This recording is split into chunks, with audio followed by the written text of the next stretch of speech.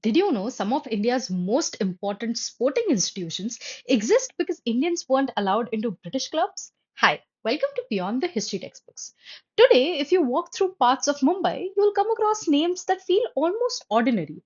Parsi Gymkhana, Hindu Gymkhana, Islam Gymkhana, Bombay Gymkhana, etc. They've been around for so long that most people barely stop to ask why there are so many of them in the first place.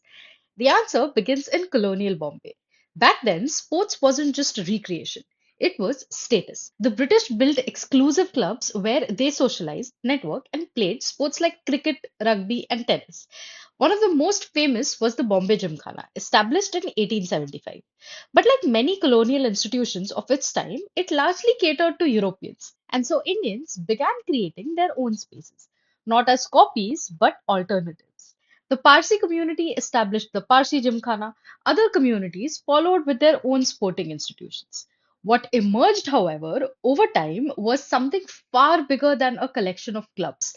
It became an ecosystem. Young players had places to train, local teams had places to compete. Regular tournaments created rivalries, standards, and opportunities that simply hadn't existed before.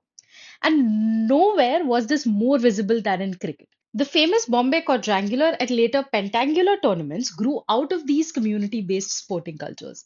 Matches drew enormous crowds, new talent emerged constantly, and for many aspiring athletes, the Gymkhana system became the pathway into competitive sports. What started as exclusion slowly became infrastructure.